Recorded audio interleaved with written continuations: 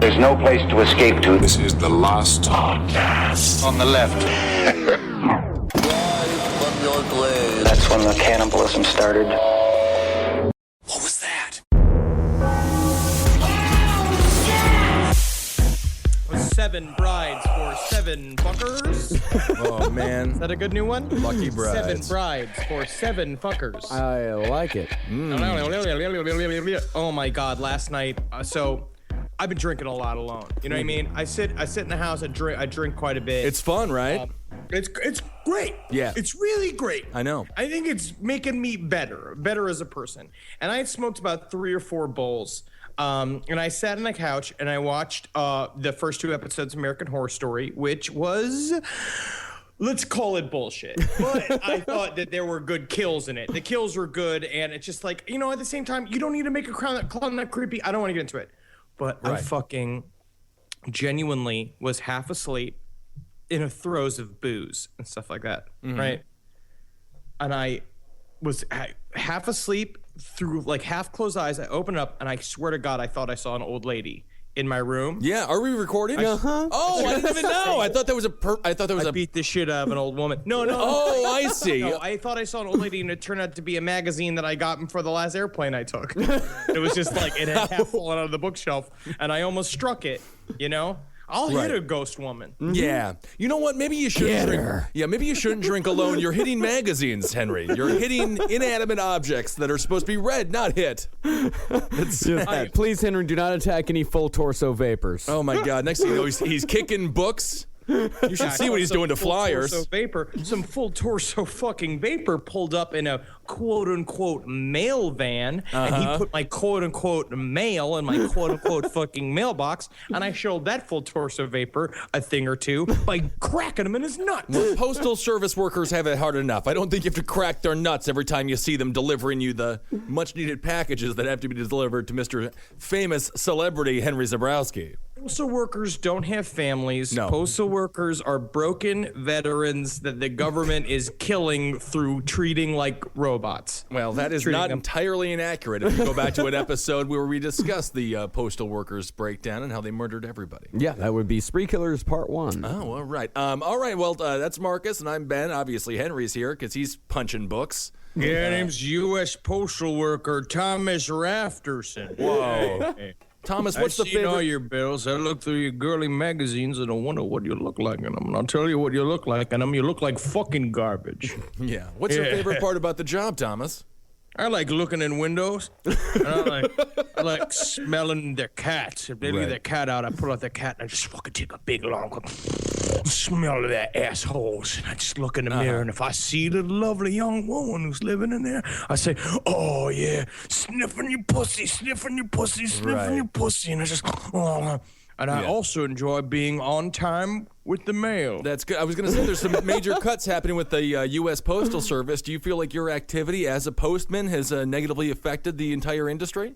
Well, mostly I sleep. I wake up after about 2 hours of sleep because I spend all night punching magazines and drinking scotch. I see. Yeah, and then I get into work. First thing I do is go to sleep, and then the second thing I do is I wake up, I slide on a pair of women's underpants, and I jerk off through them. Oh, you have to. The thing I do is I get my mail bag, and I do about 45 minutes of mail work, and then I go back to the office, and I go back to sleep, and that whole cycle. So when do you think the cops are going to catch you as a serial killer? When do you think you're going to be caught? I mean, we're all doing it together. You know, and I met this man. He said he was a U.S. senator, but he had these weird, like, flap things that shot out of the side of him, like a diplosaur, and he shot venom all over this one guy. But then when we were hanging out, he seemed pretty cool, and he had a pretty big plan for how everything was going to be for the next 30 years. So I'm into that. Very good. Very good. Well, that is spooky, and that plays in perfectly for today's episode. We got spooky spaghetti. We got some creepypasta for you. Oh, we've got them phantom peribaglianto. Well, what happened? Pele Peñato? We got some Parmesan phantasms. We got some creepypastas up in this shit. Yeah. And I will say, we've been doing these creepypasta episodes for how long now? This is our 9th one. Wow. 9th one. getting to the bottom of the barrel here. Yes, people got to keep on writing those creepy pastas, you know? I have a couple of original ones and a couple other things I think they're going to freak you the fuck out. All right. And again, this is we're still celebrating Halloween. Yes. Went to Halloween Horror Nights. Oh, how was that? With Jackie Zabrowski, of course. Yes, I did. Thank you to people who suggested I go there. It fucking ruled. A lot less crazy than I thought it was going to be. Yeah. And Did people think that you were brother and sister or husband and wife? that was what was. Jackie insisted on buying this tentacle hat because we both were we grew up poor. So every time we Right. went to amusement parks, we always see people with all the light up shit on, like all the cool dumb shit. And we were like, I want that. And my mom is always like, you gotta put us in the poorhouse every time. Right. And you're like, we already live in the poorhouse. Yeah. So this time I was like to Jackie, I was like, we're getting all the fucking light up shit. And so we were covered in light up shit. Right. Henry, and Jackie insisted on buying this tentacle hat that looked like a veil. And so we just looked like an incredibly cold newlywed couple. Is it your ultimate goal to become white trash with money? Because I feel like that was the trashiest thing I've ever heard in my life. We grew up poor. And I swear to God, when we had our money, we were going to buy light up hats. Yeah, that's what. You know, I used to see all them kids that had them big old top hats on made of felt, and they had them aliens all over man. them. Oh, damn it. I want to be like the rich kids who had that $4.99 dumb light up cap. Dang it. Yeah, we were living it up. We were Zabrowski rich last weekend, and it was amazing. But no, it's very scary, and I hurt my knee pretty significantly. Uh-oh. We went to the Dracula Unborn house, which was kind of stupid, and the movie looks kind of stupid. Yeah, I know. That seems like a whole marketing ploy. Why'd you go to the sellout place? Because it was. I paid the money. We were doing every fucking maze. I don't give a fuck. Right. We were doing every maze, and I was ready to punch out of Dracula as soon as I walked in there, and there was a fake farmhouse. I didn't see the flappy thing, because a lot of times the guys would pop out and they come out of flappy things, and I was like, it was perfect for them. I was just staring at the flappy thing. I'm like, what the fuck is this door? What is? And then fucking gay ass Dracula pops out of the thing because there was 9 Draculas with wigs on and fake swords, and he was just like, oh, and it scared me so fucking bad that I ran and fell over a stalactite and hurt my knee. Oh my God, Henry, we've got to make that reality show we've been talking about for years, where we just go to haunted locations. Yeah, it's too scared the perfect. shit out of me. Oh, all right, man. So now we begin this Creepypasta episode. All right, I want you to go and put your Nona's apron on, right? But Unless take off she's all the using rest. it, Unless she's rip it off her fucking fat. I mean, I think that's a sexual assault, but No, I'm just saying. Hopefully, she's not wearing anything underneath it, so you can see her big old hanging burrata bags, her swinging mazzadellas. oh, I right? love them. Yeah. And you fucking take off all your clothes, put on that apron, put on a chef's hat, right? Get a whole bunch of Jamaican basil, if you know what I'm talking about. I don't. Fucking roll it into a cigarette, a joint. Roll it into a joint. How many more Jamaican basil, that's weed, huh? That's weed. I don't know how that's racist, but I want you to fucking smoke it to your dome piece right now Right. and prepare to get your nipples hard by how scary these creepypastas are going to be. Yeah, I do think that's how Ed Larson from the Round Table prepares for his job at the Subway, at the cheesesteak shop. Yeah, well, that is pretty much a Subway. So he doesn't Yeah. punch a customer. All right, so who wants to start? I can go first. All right, let's Want to start. start off, Ben? Are you sure? I don't know. I don't care. All right. Well, let's see. No, Henry, you go first. You Let me go first. first. No, I'll go first. My grandmother grew up in the slums. Okay, so what's this called? This is called seaweed. Seaweed. Yeah, what's wrong with you, Henry? No, keep going. Keep going. Yeah, it's called seaweed. This is all about, it's a story that people find to be very scary. And everyone's going to be terrified. Please. My grandmother grew up in this. God help us. All right, Henry, enough. I have an acting role on Thursday. You could. I do. I'm playing the Toxic Avenger. Ooh. Oh, I thought you're not playing the illiterate butler. No. Is how I describe your reading ability. No, that's for whoever made the Butler's next movie, The Illiterate Butler. I will be the star. I can't read, Gerald Ford. I better ask Mr. Nixon how to teach me how to read. I've been interrupted. Very good. My grandmother grew up in the slums of Prohibition-era Chicago. Her family lived in a small house near the harbor, and one of her earliest memories was of a particularly hot summer. It was hot. Seeking respite from the heat, she and her sister discovered a seldom-used section of the boardwalk near an abandoned warehouse. That's fun. Every night for several weeks, the two girls would make their way down to the docks and sit together on the edge of the pier as the sun went down. My grandmother vividly, for a time fondly, recalled the feel of the seaweed between her toes as she and her sister dangled their feet into the murky water. The water wasn't clean. And so that's that's more of a environmental issue. Yeah. Is that the scary part of the story? Well, I mean, if you think about what we're doing to our oceans, that's pretty damn scary. So yeah, maybe people should stop drinking so many Dunkin' Donuts soda or What are you talking coffees. about? What are you just get Dunkin' Donuts coffees are what's ruining America with the plastic. Anyway, so their feet are dangling there in the murky water due to the pollution we just discussed. It wasn't until years later that she returned to the pier and found that the warehouse had been completely demolished. Curious, she made an inquiry to the Department of Planning and Development. Apparently, the warehouse had been owned by the mob, who was using it as a base of operations for the local prostitution racket. So that's kind of fun. So that's where your mother used to work, right? At the dock, a prostitute house. Fucking prostitute dog, you fucking fishwife. Are you guys making fun of my mom? Is that what happened? My mother used to work at... Are you telling me my mother used to work at the prostitution racket? I'm just saying your mother was very friendly to me and my friends. My mom didn't have sex with you. Did she have sex? It had only been uncovered when an associate, this is the prostitution racket, It had only been uncovered when an associate began disposing of rival hookers by fitting them with concrete shoes and dumping them into the harbor.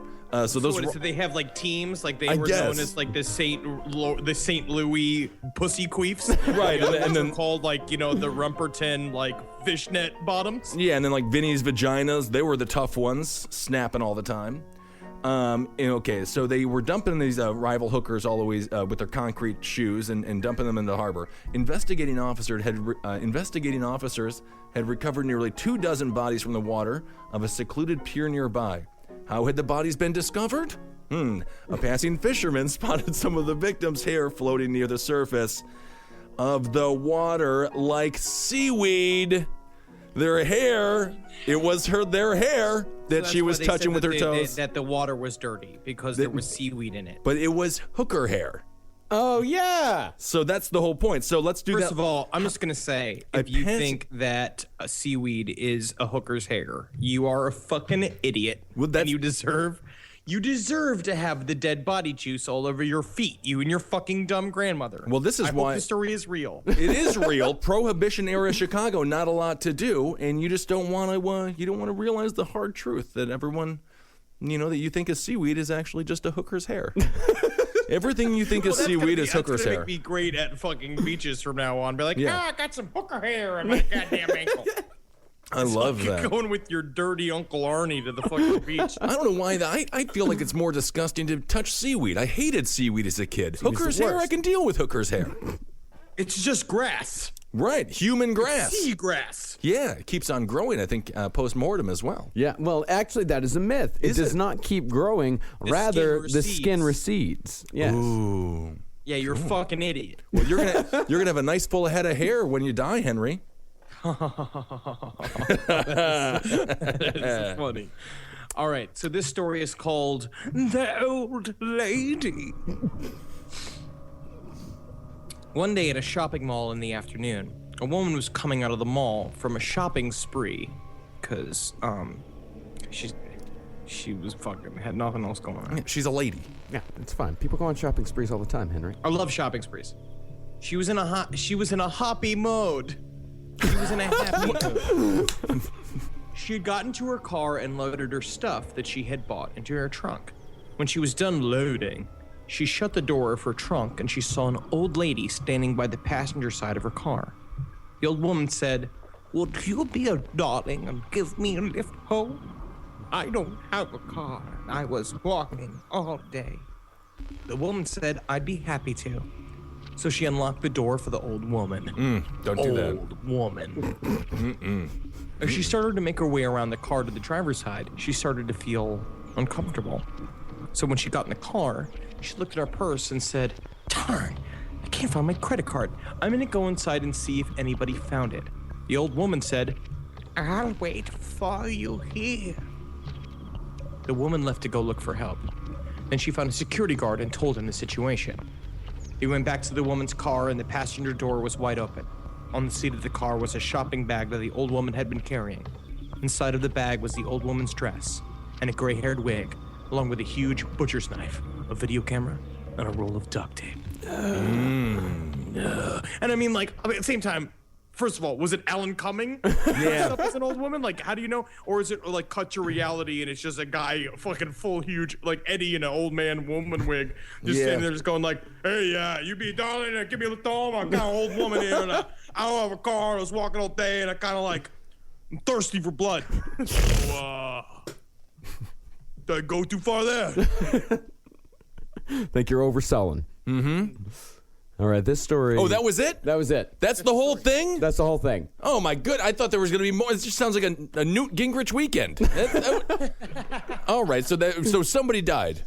Well, technically, she went on Amazon and bought the senator packet. Right, The exactly. box that comes with a knife and a roll of duct tape, an old woman's wig, and a video camera. I paid an extra $5 for the J. Edgar Hoover collection. Yeah, and that comes with panties with an extra wide front, so you can slip your balls in there. Oh, perfect. All right, this one is called The Real Santa. Ooh. No matter what type of parents you have, they will always tell you about an old man in a red suit with a white beard and a hat that comes Unless down. they're poor. Unless they're poor. Yeah. That comes down your chimney and lays presents in your living room every Christmas, like eggs. Later on, you then find out it's all a lie, but what you don't know is they weren't lying. They were just giving you a slightly hidden warning so you'd go to sleep. Santa is really just an old man in poverty who abducts kids who aren't sleeping on the 25th of December and takes them to a so-called wonderland and does several disgusting and traumatizing things to you that he'll make sure himself you won't remember a single moment of it. No, he's talking about like sucking your little dick and like playing with your balls, right? And stuff like that. Right. Stuff like that. Yeah, very traumatizing. What if he's Or he puts like- on like a one-man show that's just like really boring. Yeah. This is my question. If an old man's like sucking your dick and you're like a little kid, right? Right. What if he's fucking like really good at it? I don't think you can be if you don't like it doesn't matter if they're good at it if you don't like them down there. I'm sure a cat's probably fairly good at it. No, rough tongue. Yeah, rough tongue. Continue.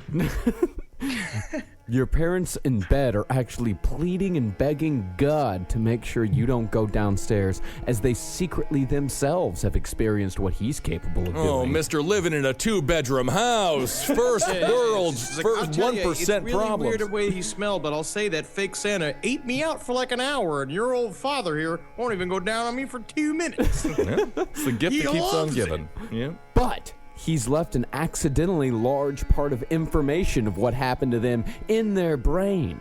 Oh, he also likes taking away very important things from children's lives so he can still slightly meddle with children's happiness. Wondering how your dog or cat went missing several years ago when you were little? There's your answer. So next time you and your kids celebrate Christmas, just think to yourself, what could happen if your kids go downstairs and enter the living room? Think about it.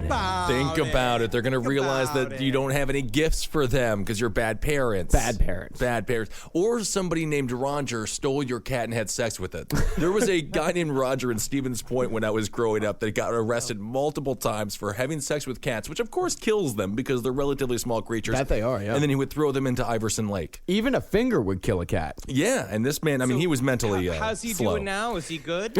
Yeah, I actually think he turned out to be Scott Walker, the governor, which is pretty. Yeah, he changed his name and really had made something of himself. Good for him. Yeah. All right, I'll read one called Baby Doll. All right, so this one, Baby Doll. Susie received a realistic talking baby doll as a Christmas gift from her father that year. However, so she got a doll. Every girl's dream. However, try as she might, the doll couldn't find the void left behind by the baby that Susie's father had killed and buried in the basement after discovering the 17-year-old's unplanned pregnancy. Let's read it again. Holy Lord, that took a turn. Susie I just received don't really understand. It's two lines long. Right, it's actually She got 4. It's a baby 3 doll. and a quarter. It's 3. All right, she Susie received received a realistic talking baby doll as a Christmas gift from her father that year. That year. We know that happened in that year. She got a realistic talking doll. Yes. However, try as she might, the doll couldn't fill the void left behind by the baby that Susie's father had killed and buried in the basement after discovering the 17-year-old's unplanned pregnancy. Yeah. My main question is why are we still celebrating Christmas? I don't know. I feel like If dad killed the baby, you literally shat out a baby, and your father came in there and he fucking popped out its eye. He did something like how I imagine, like, what's the best way to kill a baby, right? Play golf Just with grab it. it by its legs Yeah. and snap it like a wet towel. Exactly. Right? You go like snap, snap, snap. So Yeah. it's all its bones shatter. Right. Instantly. Right. Then you're just gonna hang out for months I for guess. Christmas to come. Well, we don't know and then when your she dad's lost the gonna child. give us a baby doll and be like wink, wink, wink, wink. Hey, let's not talk about August, huh? Yeah, I would have tried to distract her from the memory of me murdering her unplanned pregnancy. Get her a dog. Yeah, a dog is great because that'll fill the Dog is- void. Yeah. You know what also works for all that? PlayStation 4. Oh, yeah, that would be great. That'd be great. So, yeah, well, at least Susie got a gift, you know, and that's kind of nice. A lot of kids out there get nothing for Christmas. And she was having sex. She probably had a boyfriend as well. Yeah. Unless it was the fathers who got her pregnant. What do you got, Henry? This is a story from Reddit No Sleep that is called Never Go Camping Alone. And it was written by Senyin, Senyin. Or it's real. Yeah, I mean, if it's real, it is like the saddest story It's real. ever. This is a real story. I could tell. I always loved camping. It's been one of those things that I fell in love with as a kid. My dad and I used to go camping all the time when I was young. Would always tease me about the creatures that would come up to our tents. Wolves, bears, or monsters. He'd often scare me with a monster mask he would bring with him, which is that's really fucked up that he would do that because it sounds like you're getting molested. He'd stand outside the tent and pretend to be a monster just to spook me. It always worked, because you're a pussy. I went on camping last week. It's been 6 years since my dad died. I decided to go on my own to enjoy it, to relax, to try to remember the good times I used to have with Dad. I miss those fun times. I met a kind couple who was camped not too far away. They seemed so happy that I was almost jealous. The day went by just fine.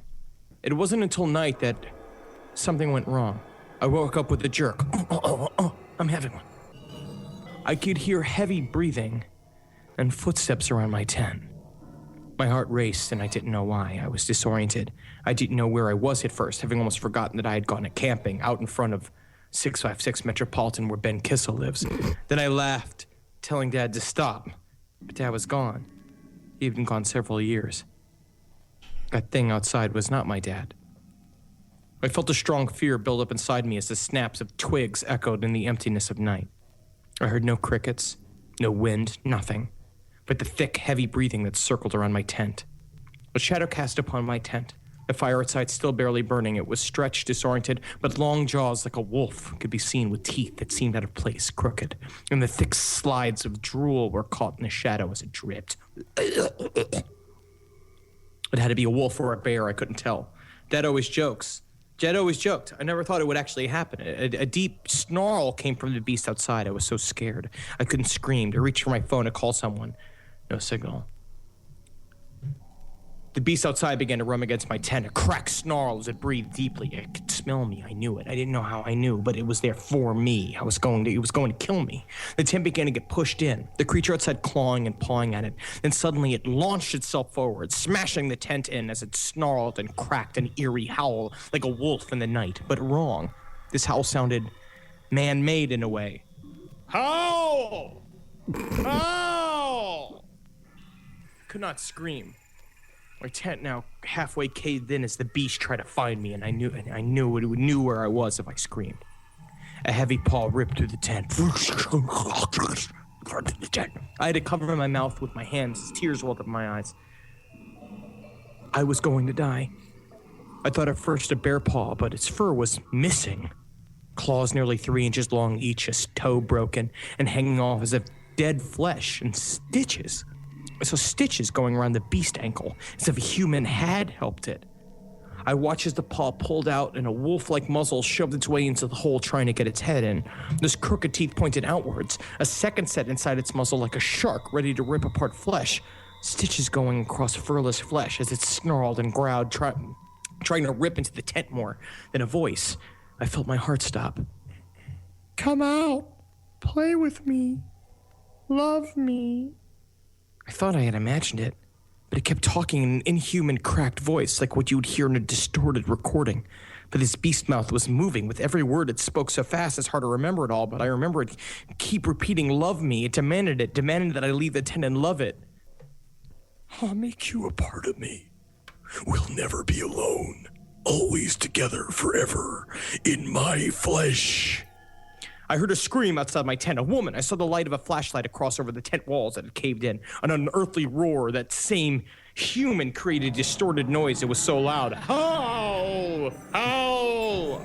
It was so loud right over me, and then it left. It got off my tent. Love me! I heard it scream in the voice as it ran. I can only assume it was chasing the woman. I could hear her screaming, get off! Blood-curdling screams of sheer horror as she cried. Morning came. I could not sleep that night. I heard a man outside my tent calling to see if I was inside. It was a man dressed in uniform. I guess he was the forest ranger that watched over the camping section. I slowly got out with his help. The couple that had been not too far from me, their tent were ripped to shreds, an area marked off by police. The man told me a murder had happened.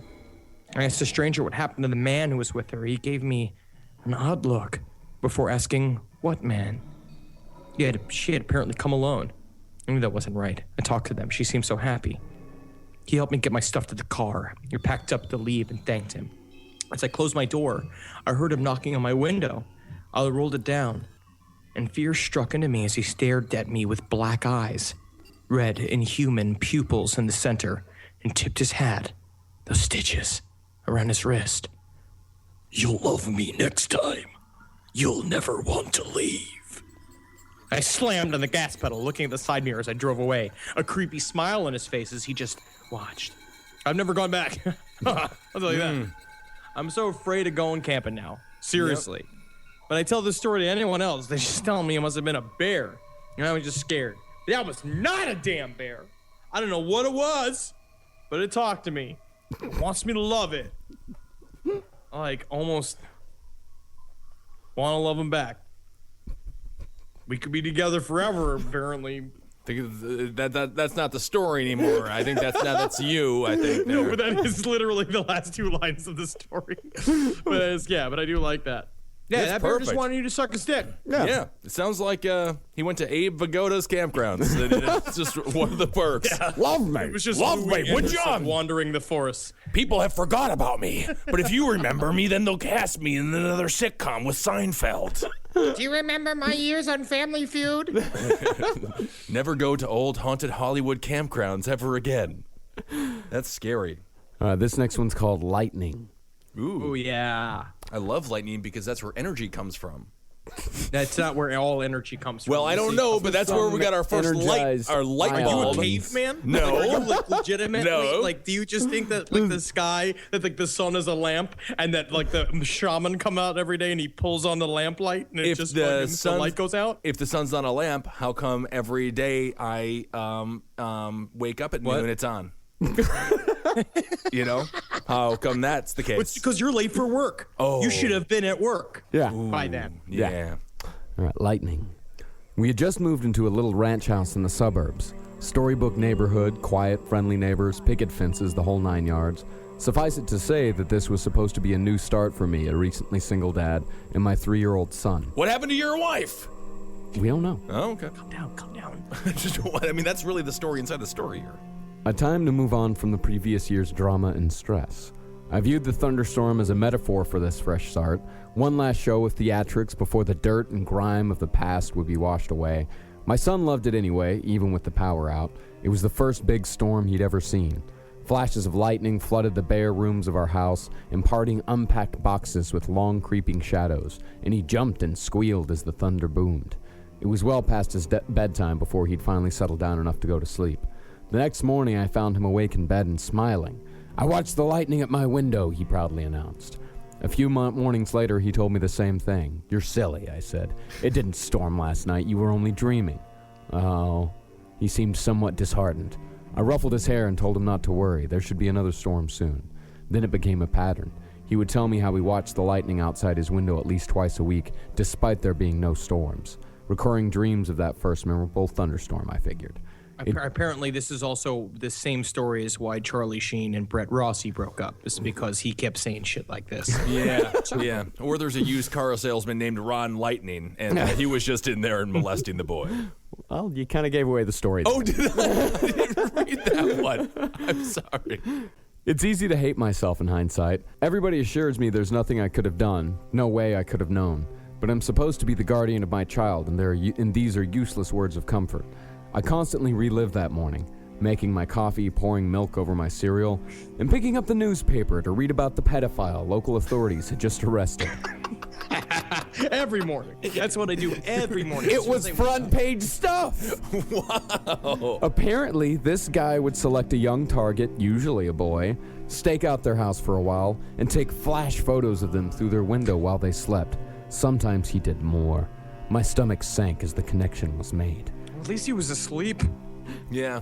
At the time, it was merely something from a child's imagination. In retrospect, it is the scariest thing I've ever heard. About a week before the predator was caught, my son came up to me in his pajamas. Guess what? He asked. What? No more lightning in my window. I played along. Oh, that's nice. It finally died down, huh? Why are you playing along? No, he said. Now it's in my closet. Lightning in the closet. Pedophile in the closet. I've yet to Pedophile see in the closet. but it says right here, I've yet to see the photos police have collected. Yeah. Because they're too busy beating off to him? I don't know what you wanted Yeah, from I us don't from know that what's story. Because you literally were just sitting there going like Right. stirring your coffee, just going like, huh, pedophile taking pictures of his window. Weird. His son keeps seeing lightning as he goes to sleep. Huh. Oh, well. Oh, I sure hope I can make it to the office on time, and there's not a too good of a radio program on the radio that forces me to sit in my car for 15 minutes because I'm a fucking psychopath. Yeah, bad dad. Bad dad for sure. Yeah, I can't believe I called that one. Yeah. Very good. Keep it in. Yeah, I want to get some credit there. Nailed it. Oh, all right. Now I have one. It's called Smile for Me, which is kind of exciting. And I always scream that at ladies on the street. Smile for me. Smile. Which smile. is great. Which is really great. And women love it. Yeah. They love it when you do it, especially because, I mean, like, it's not like you always smell of vanilla vodka and are ranting and raving and you're 7 feet tall, you know what I mean, and grabbing at him and got your stinky Phantasm shirt on. I'm sure that's fine. You know, I'm sure he's they wearing like his Texas Chainsaw Massacre shirt right now. Vanilla vodka smells great. All right. Vanilla. I mean, It's everyone. That's a scent. Yeah. That people, put like- in. You smell like a drunk baker. Exactly. Come and have my croissants. All right, I'm going to read one called Smile for Me. All right, this one, here's the first 5 words. I have a beautiful smile. So far, See, so the good. way you say it, I don't believe. So far, so good. All right, I have a beautiful smile. Oh, how I miss it. This morning, I woke up and I smiled at my bedroom mirror. I am disappointed at what I see. I kissed my husband. And I love my husband. And I kissed him and I blew him and I touched his balls a little bit. And he said, "Get out of here, Wendy." Get out of here, you huge man. Disgusting. You're not my wife. Well, he calls me Wendy because he respects me as a lady, Henry. Okay, so I send my kids off to school there at some good school, whatever. I entertain guests of friends. I show them all a lovely smile, but I look in the mirror and I do not see it. Are you ready? Harry calls from the parlor, as he would. Are you ready, you fucking bitch? Yes, my My love. huge wife, are you ready for your oil sandwich? Yes, my love, I reply as I clasp a string of polished pearls around my neck. Ooh. God, how big is that string of pearls? Oh, it's a nice size string because Harry knows me and he loves me.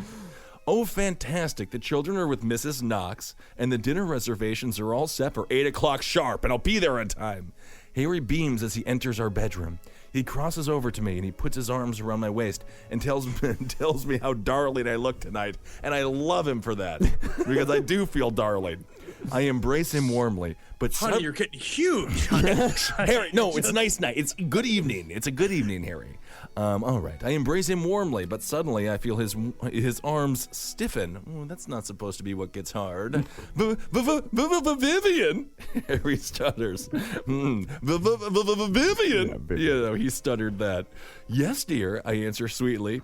In horror, Harry raises a shaking finger. I've seen that before. In horror, Harry raises a shaking finger over my shoulder and points at the old full-length mirror against the wall. Fuck! Fuck! Your reflection. It can't be. Is it staring at us? The reflection is staring at them. And me. And I'm there. So it's staring at us.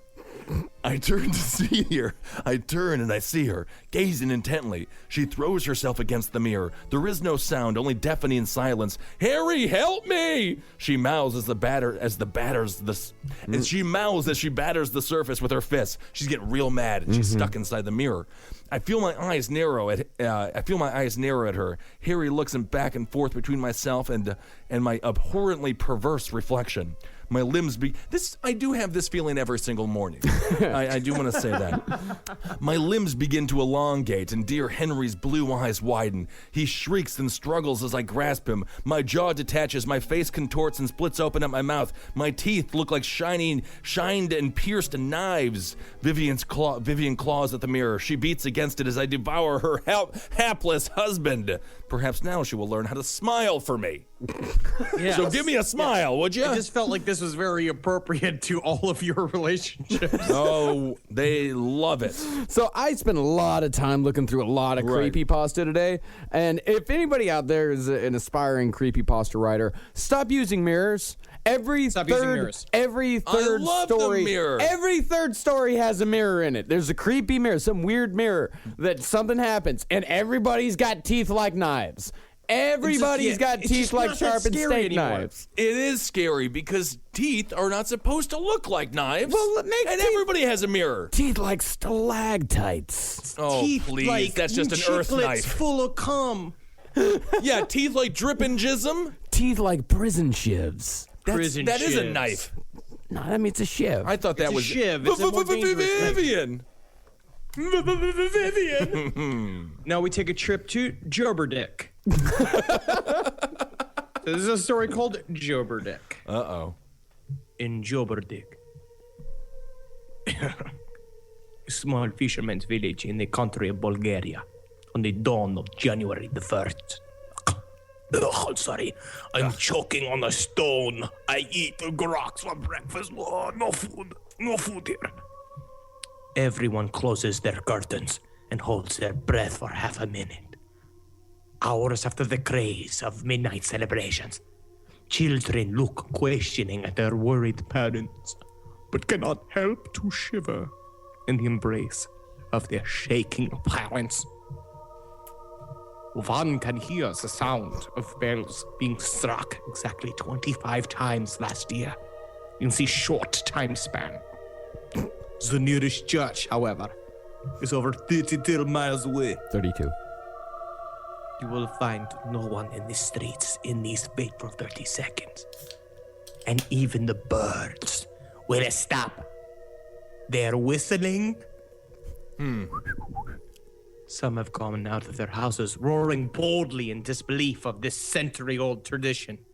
On the first sunset of this year, 2 people gambled their fate in the very first rays of sunlight.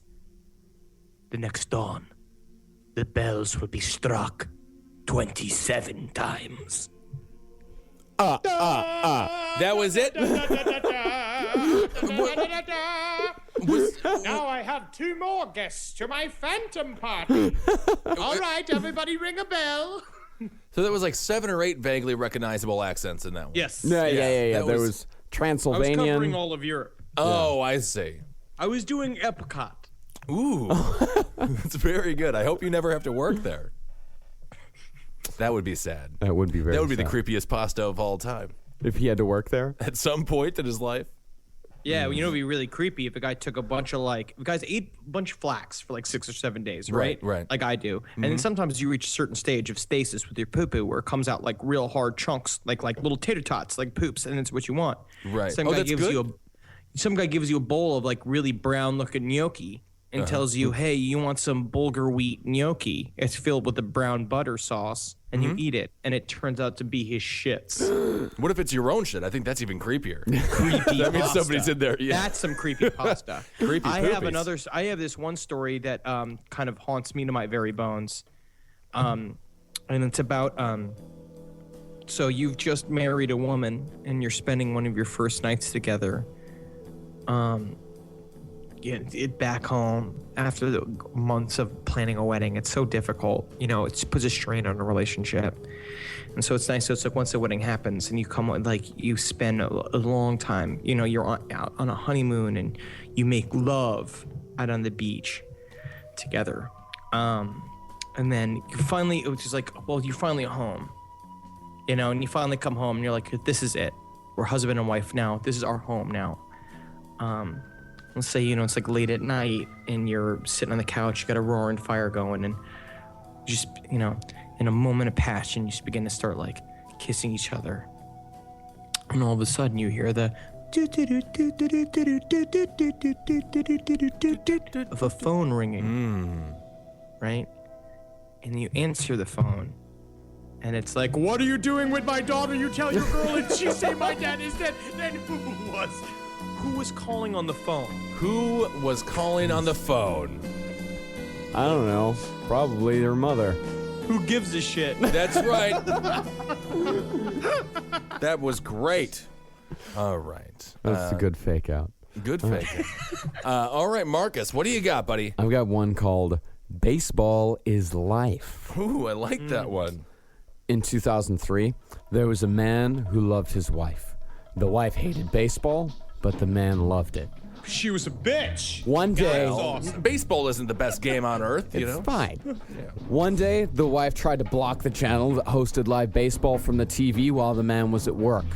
She also tried to make the man stall by saying that she was at the mall and she needed someone to pick her up. The man left work at 5 o'clock and went to the mall. After searching for 35 minutes, the man called his wife. After not answering 3 calls, she answered the 4th. The man asked, where was she? Where she was. She wasn't at the dress barn, and she wasn't at the candle wick She wasn't at the place. pottery barn, and she wasn't at the hot dog barn. Right. Now, I can't have anybody. I can't be dropping my wife off at the farm mall if I can't find her at the milkshake coop Nope, not or whatsoever. the jean stall. Or the freshly squeezed egg sandwich place. The wife replied that she was picked up by her friend. Uh-oh. She added that the game was over and that the main team lost 8-0. The main The team? main Oh, team. wow. The So main team. The Yankees. They were supposed to go all the way this year. I love the main team because they got that one generic hitter and then the generic third baseman. He was so good. They got the big guy. They got the big good guy one. named like Hightower, and then they got a little tiny guy whose name's like Speedster Johnson. And they got the guy who pitches with his feet. He was so talented. The armless pitcher. Yeah, Johnny Upside Down Rodriguez. That's right. Well, the man came home sad that the team didn't make it to the playoffs. But he found out that the team did make it to the playoffs by winning 4-2. And after the man found out that his wife blocked the channel, he brutally murdered her by stabbing her 18 times. The police took him to an insane sanatorium where the man insisted that he didn't murder her. The police actually let him free. And after 2 weeks, he married another wife that hated baseball, murdered her, was taken into sanatorium again, and was again let free. And then after 2 weeks, he would do the same. I think that was written by Roger Goodell, the commissioner for the NFL. Unbelievable. Wow. This guy's got to start marrying people that they have a similar interest. They need an to. interest. It's very important to have things in common with your significant other. Absolutely, yeah. Wow. All right, are we ready to jump into something actually very scary? Yes, let's do it. All right, Yeah, so because I mean, the creepypasta barrel is running low. Scraped. I got one called Scrape. Parasite. Yeah, it you know. is. It is. Let's do one more. Let's have Ben do Parasite. Okay, I haven't read this one yet, so if it's a little bit bumpy, don't blame me. that's weird though. It's so because you are so prepared for each one of these readings. It's like I'm with a John Gielgud or like an Alec Guinness. Who's an Alec Guinness or a Gilgood? Alec Guinness. He was Obi-Wan Kenobi. All right. Bridge over the River Kwai.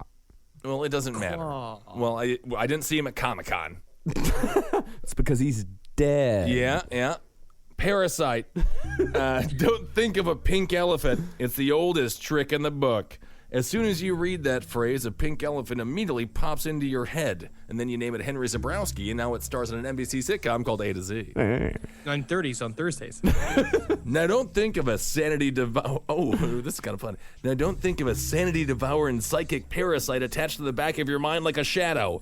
What little time you have left will be more pleasantly spent forgetting that one of those just popped into your head too, you fucking idiots. Yeah.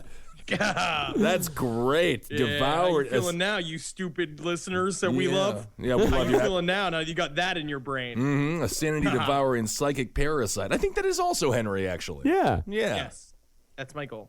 So this is a true story. This is the story of a killer named Larry Gene Bell. Right. Now, what I like about this story, I mean, I don't like it because it's mean.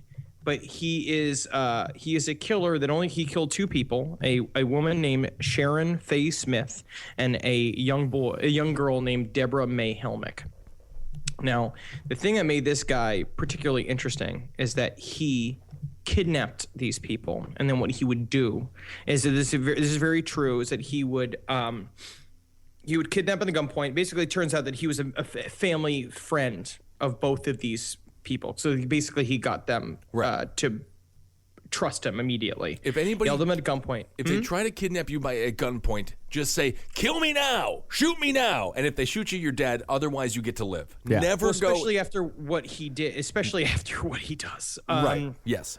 So he kidnapped Sharon Faye Smith at gunpoint and took several pictures of her. Basically, he convinced her to take a bunch of pictures with him, and then he basically scooped her up from a car because she recognized him. And the parents got a call. So there was a gigantic in South Carolina. This was in 1985. It was a panicked area. Basically, this girl went missing. They found her car with the door open, her purse, and she suffers from a thing called diabetes insipidus, which is a disease it's a type of diabetes that is you have to be drinking a great deal of water, and it's a thing that lasts for 24 hours. Like basically you have to be drinking water constantly and taking your medication. So basically how they knew she was missing is that her bag was left with her medication inside of it. So there was a massive police hunt, one of the biggest police searches in South Carolina ever. And they get a call from this man, Larry Gene Bell, it'll turn out to be, basically saying, like, I have Sharon. He gives her the details of all the things that she was wearing that day. So they know what it was. And they're like, you're going to expect a letter from Sharon, and you're going to find it. So, and they led him to this phone booth where the letter was left.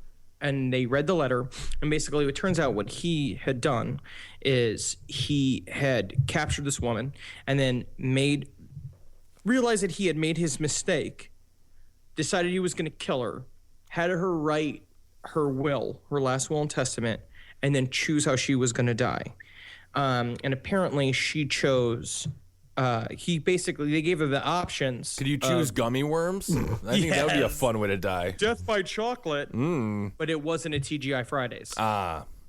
So he said you could either shoot you in the head, give you a drug overdose, or strangle you with duct tape. And she chose to be strangled with duct tape because she was very religious, and she thought that this would allow her to atone for all of her sins. That's the worst option. This is by far the worst option. Take the drugs. There's a bunch we should cover this more in another episode, because he basically then proceeds to constantly call this family, and they have an ongoing dialogue.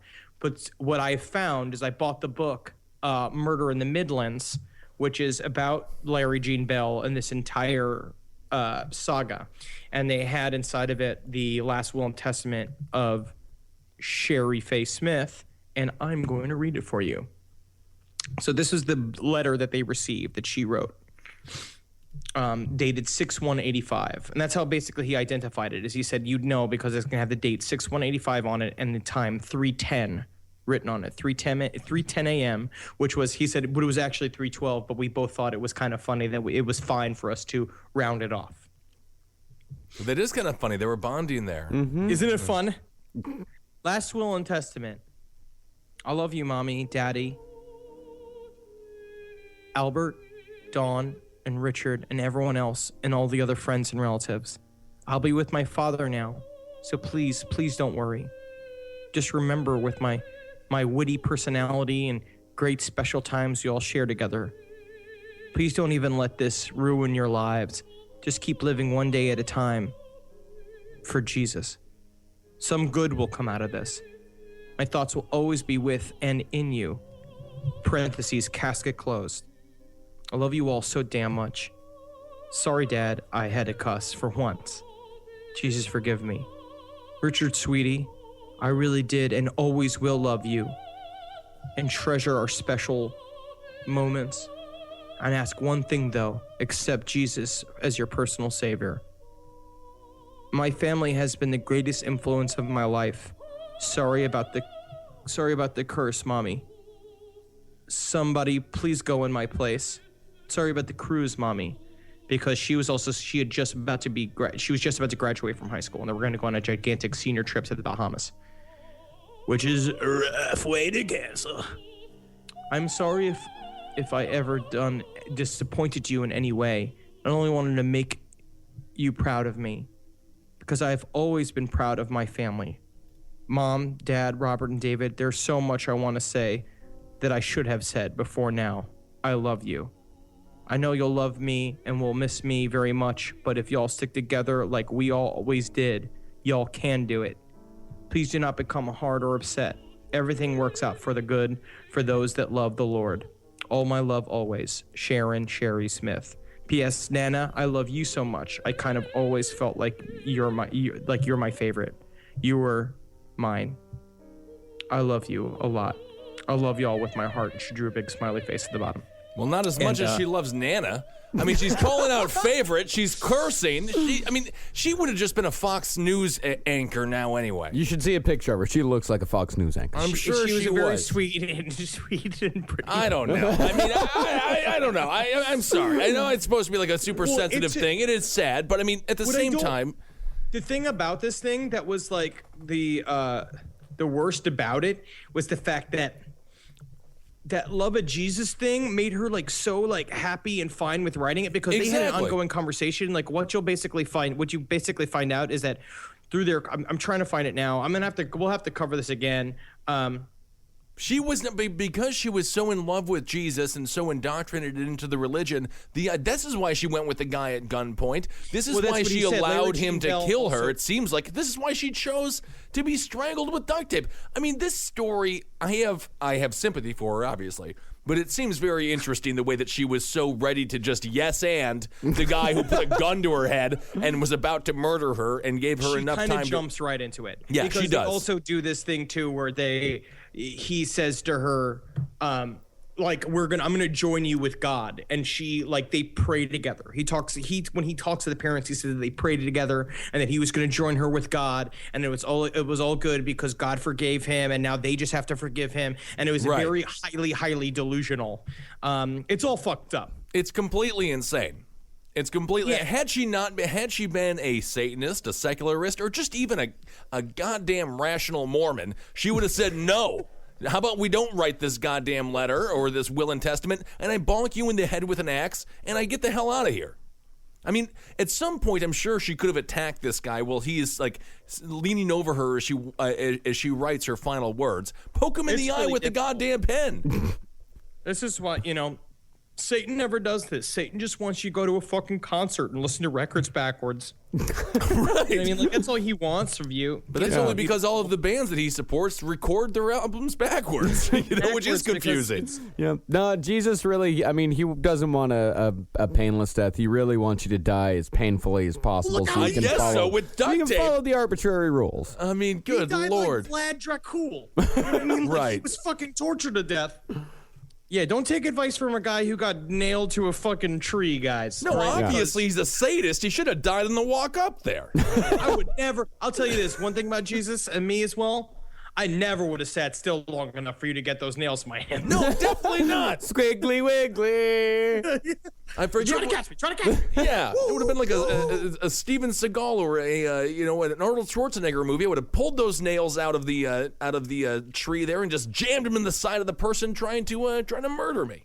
If only she was Arnold Schwarzenegger. If only, instead of a tiny blonde 18-year-old high school student. And then, I love you all, but Grandma, you're my favorite. I mean, are you kidding? How does that make the mother feel? That is not fair. Yeah, Right. that's not fair at all.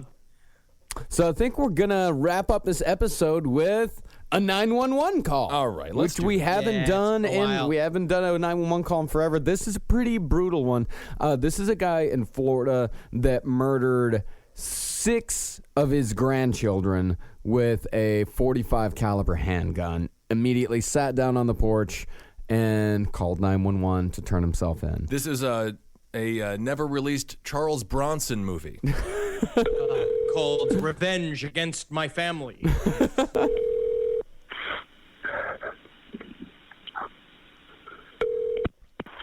Gilchrist County 911, what's the address of the emergency?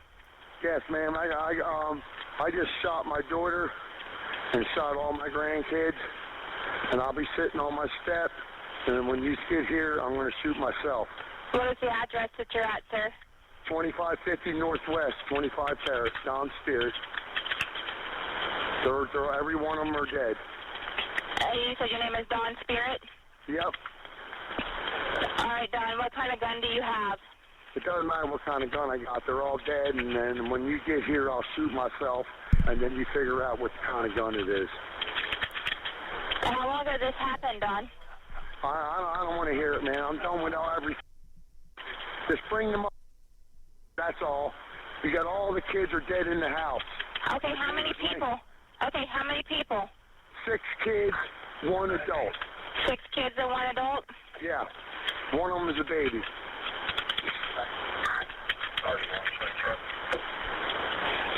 All right, Don, is there any way you can stay on the phone with me till I get somebody there to help you?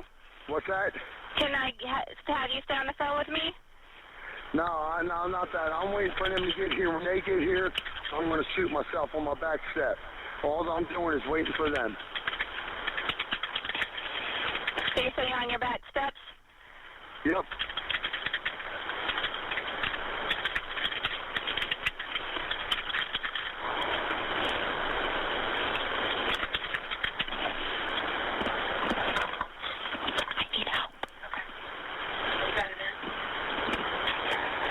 Okay, Don. And shoot himself he did. All right. Yep. As soon Damn. as soon Did he ever as say why? Hello, I just called you. What's that?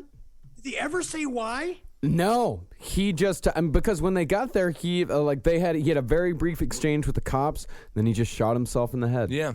I would assume it wasn't because he was super happy. No. No. He had a history of violence naturally. Yeah. And of course, everyone, wondered. I mean, he was a dangerous man. Everybody knew. But apparently, Child Protective Services had been there as well. They never took the kids out. But yes, he killed Caleb Coleman, Kylie Coleman, Jonathan Coleman, Destiny Stewart, Brandon Stewart, and Alana Stewart. Those kids were 11, 9, 8, 5, 4, and a few months. All right. Well, that's very sad. And it's too bad the cops didn't stop this guy from shooting himself, because it would have been fun to see him do the old tar and feather type thing, Have him go to trial, and he would be the worst person on earth. It's just so brutal when it's like that. It's like he made such a resolute thing. And it also says here that he accidentally shot his son not long ago. Oh, on accident? On Yes, he quote says unquote on accident. It went right through the baby. And through the kid? To his son? I mean, what happened? Separate incidents. Oh, separate incidents. Yeah. I don't know if this was on accident. I think he had too much pride to admit he didn't shoot right. Yeah. His aim was all off. Yes, his name was Don Spirit. Don Spirit. You can choose your friends, but you can't choose your family. That's right. Yeah. You really That's what that can't. reminds me of is that one. But you can story. choose to kill your family, apparently. Hey, everybody can. Oh, It's this your choice. Right. Oh, this is Don't do sad. it. They had a GoFundMe campaign. They didn't hit the. They didn't hit it. No. What were they going to get funded? on. The funerals. All the funerals? I mean, it is 6 funerals. That's a lot of funerals. Can't you just Christ. do one? Can't it just be like it one still a buffet of funerals? Can't it just be 6 corpses? I mean, it's 6 embalming, 6 Right. coffins, I'm just 6 saying- grave plots. But one Marcus, funeral. Is it still active? The Is it- GoFundMe?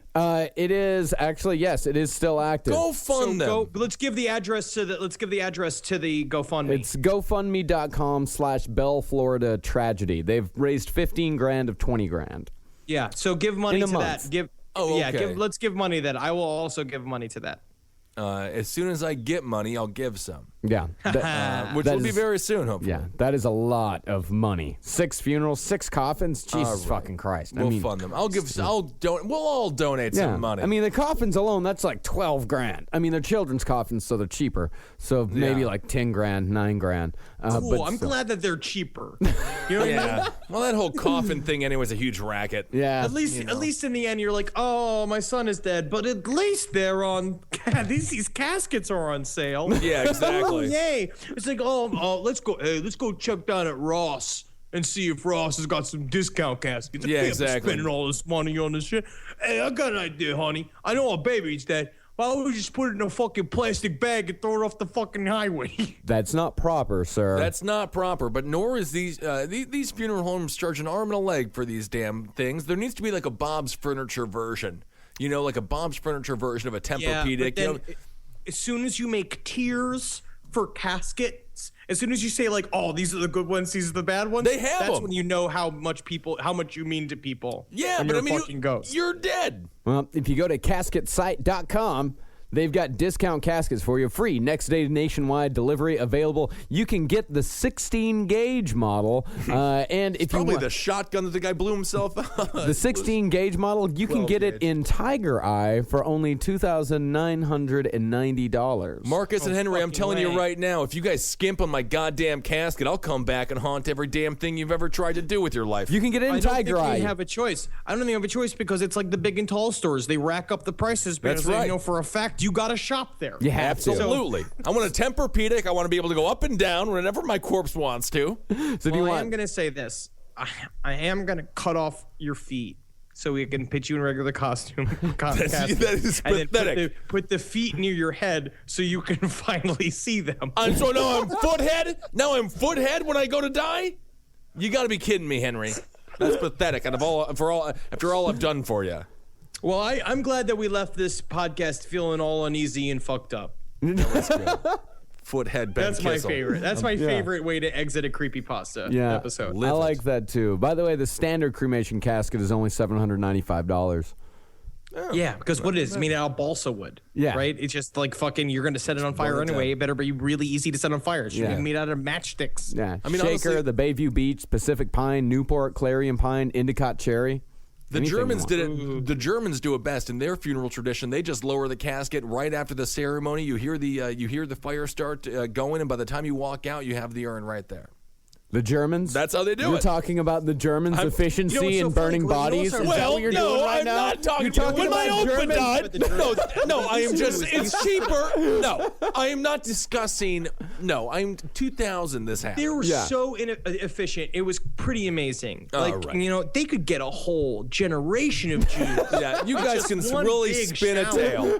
You guys can really take a sentence and make it seem disgustingly. You're the one who brought brutal. up your grandfather and his fucking down-home way to get rid of a body recipe that he left. I mean, that's how all the Germans do it. embroidered that on your childhood. Yeah, I know that's Well, how the Germans do it. Right. Well, we don't. Henry's Polish Italian, for Christ's sake. They just put cement boots on them and make their hair feel like seaweed. Everybody knows that they drown them. It's a reference back to seaweed. We did it. We Yeah. did do We're it. at the end of it. Yeah. And I just want to say that with Halloween's coming up again. It's coming up very soon. Thank God, not God. Fuck God. That would be the I'm wrong. just saying. Yeah. So we got Halloween coming up soon. We're very excited. You should be very excited for next week's episode. It will be fun. because we have a heavy hitter that's gonna make your penis swing and your vagina clap. Yeah. All right. He's a everyone. bit of a, let's just say, he's a folk music artist. Yeah. Yeah, he is a folk musician that's very bad at it, as a matter of fact. Very bad at it. Had a couple of passable songs. Wouldn't have... Yeah, but only if you took and added a layer of GNR to it. Yeah. So follow us on Twitter. Yep, that's Marcus Parks. That's Henry Loves You. I'm Ben Kissel. Let's do a Magustalations. Magustalations. I'm gonna take your Hail Gain. I'm giving a Hail Gain out there. You fucked it up. It's Heilgeen. Ah, well, there you go. Yeah, and it's so weird because those words should fit so comfortably in your mouth. Hail me! That is ridiculous. Hail yourselves and Hail, sweet, sweet Satan. Yes. I can't wait to see you again, Satan. all right, everybody. We will talk to you very soon. Goodbye. Oh, and don't forget to go buy a T-shirt. Yeah. Yeah. Buy a damn T-shirt. Cape They're Comedy. really good. I feel really weird wearing one of myself. Yeah. I know. I felt Go- this. I have- You know what? Leave a comment thread on the Facebook page about it because I felt the exact same way. Is it douchey if Marcus, Henry, and myself wear the shirt? Yeah.